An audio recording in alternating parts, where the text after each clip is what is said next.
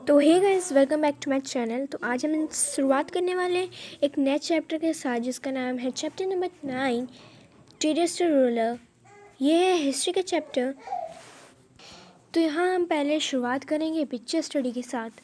तो पहला है हमारा look at the picture and answer the following question. तो यहाँ पे हमें एक पिक्चर दी गई हुई है। तो यहाँ पे हमारे पिक्चर क्या दिया गया है, लॉर्ड डालहौसी, इनके बारे में पिक्चर दिया गया है। तो यहाँ पे पूछा identify and name the picture. तो ये कौन है, लॉर्ड डालहौसी। अब पूछ रहा है यहाँ पे, तो यहाँ पे बोल रहा है लॉर्ड, इसका आंसर क्या होगा, लॉर्ड डालहौसी। फिर यहाँ पे हमारा दूसरा क्वेश्चन क्या पूछ रहा है, when did he annex Awadh, ये कब अवध को कैप्चर किए थे, मतलब एनेक्स किए थे, कब किए थे ये 1856 को, याद रखिएगा 1856। फिर यहाँ पे बोल रहा है what was the name of his doctrine, doctrine का नाम क्या था, डॉक्ट्राइन वो हॉस्पिटल वाली डॉक्ट्राइन नहीं। दूसरा है डॉक्ट्राइन ऑफ लेब्स, ये क्या किए थे, इसको मतलब कि व्हाट वाज द नेम, उनका डॉक्ट्राइन का नेम क्या था, तो डॉक्ट्राइन ऑफ लैप्स। आपको सिर्फ लैप्स याद करना, डॉक्ट्राइन तो दिया रहेगा। फिर हम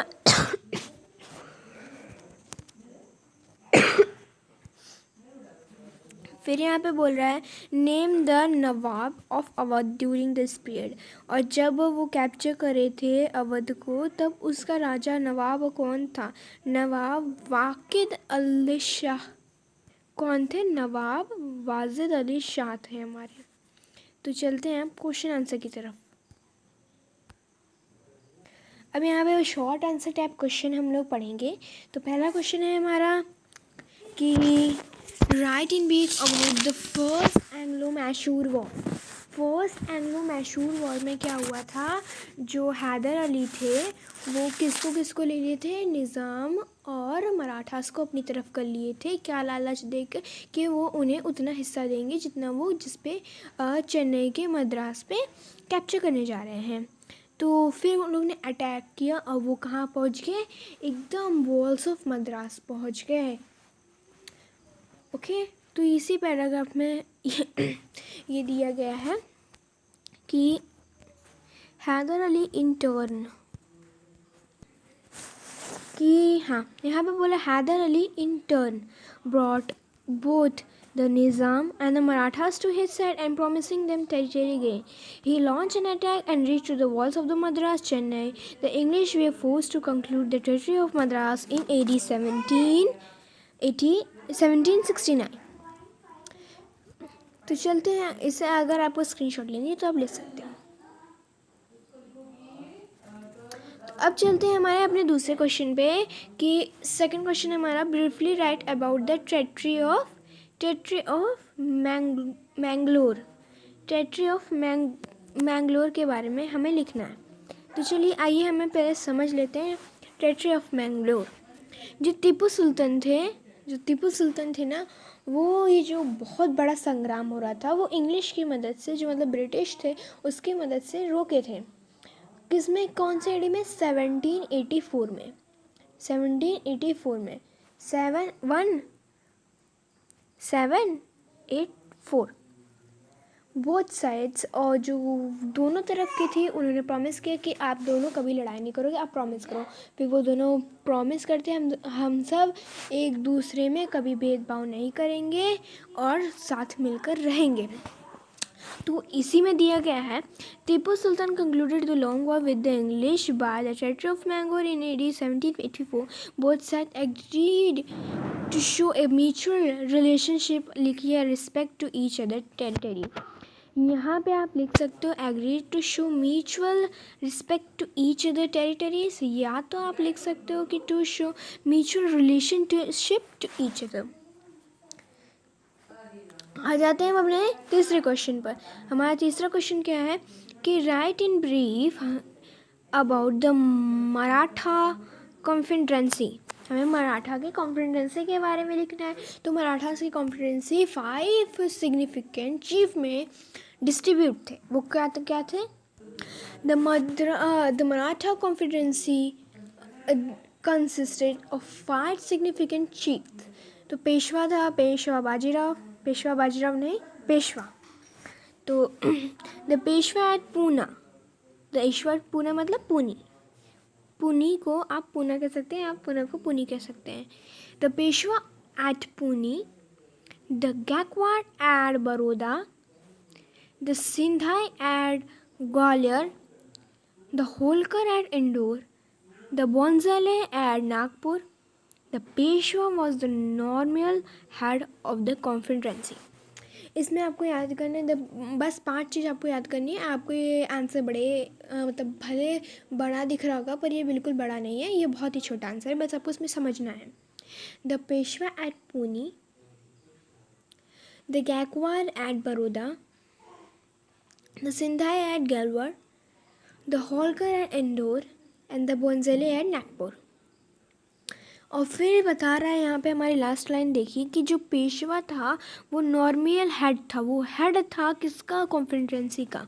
तो ये आप याद करिए, ये इम्पोर्टेंट है. अब चलते हैं हम अपने चौथे क्वेश्चन पे. डिस्कस करते हैं कि discuss the conquest of Sindh. हमें क्या डिस्कस करना है? किसके बारे में? कॉन्क्वेस्ट ऑफ सिंध के बारे में. तो चलिए हम डिस्कस करते हैं. Sindh was brought under the British control. जो सिंध था वो ब्रिटिश के कंट्रोल में आ गया था. मतलब जो सिंध था वो ब्रिटिश ने सिंध को कंक्वर्ड कर लिया था, कंट्रोल कर लिया था अपने हाथों में. To ward off the Anglo Russian rivalry. The Amish chiefs of Sindh had to sing a subsidiary territory. In AD 1839, Sindh was annexed in. तो क्या था? सिंध जो थे वो किसके अंदर ला दिए थे? ब्रिटिश के अंदर. Of war of the Anglo-Russian rivalry, the Amish chiefs and of Sindh had to sing up subsidiary territory in AD 1839. Sindh was annexed in 1843. अब जो था वो ब्रिटिश लोग जो थे वो सिंध को एकदम कैप्चर करके रख दिए थे. और जो सब्सिडरी अलायंस है वो अभी हम आपको आगे जाके बताएंगे. ये सब्सिडरी अलायंस क्या होता है. यहाँ पे सब्सिडरी टेरिटरी दी है पर subsidiary alliance in AD 1839 was. और जो सिंध था वो बेचारा कैप्चर्ड हो गया था 1843 में. कितने का डिफरेंस था इसमें और इसमें? सिर्फ 4 साल का. अब हम बढ़ते हैं अपने 5th क्वेश्चन पे जो कि है name any 5 states that were annexed by the doctrine of Apples. Doctrine of एप्लिस कौन किया था? Lord Dalhousie. तो कौन था? जैतपुर, उदयपुर, झांसी, भगत, नागपुर. और भी लिख सकते हो आप, आपके बुक में दिया होगा तो आप और भी लिख सकते हो, नहीं तो इतना ही लिखो. जैतपुर, उदयपुर, झांसी, भगत और हमारा लास्ट है नागपुर होगा.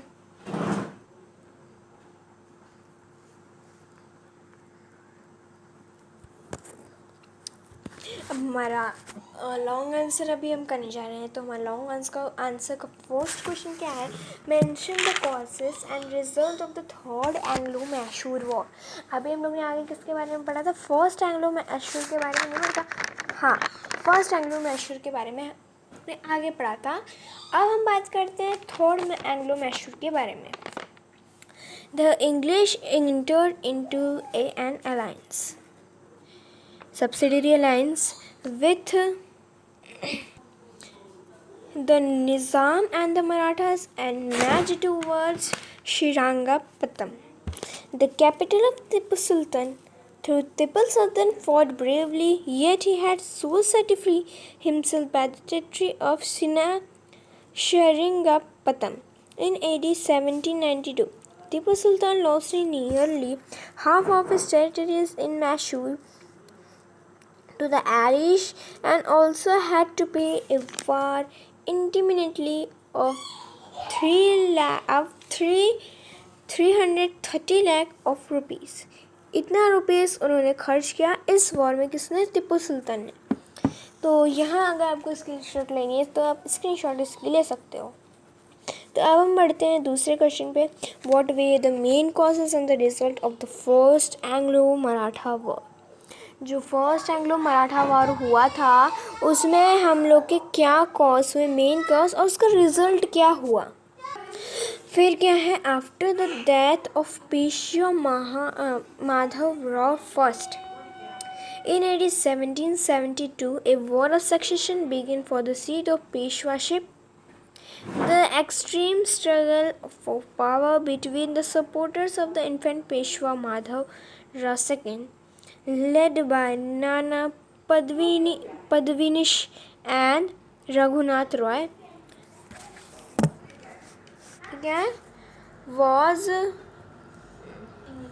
was going on.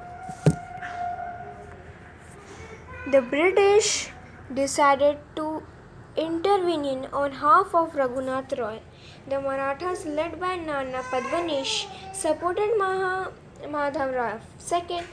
Neither side could gain victory, and the war was concluded in AD 1782 by the Treaty of Salbai. अब यहाँ पे जैसे मैंने आपको बताया था कि सब्सिडरी अलायंस का हम आगे बात करेंगे, तो यहाँ पे आ गया discussed the subsidiary alliance system. First, the Indian state had to surrender its external affairs to the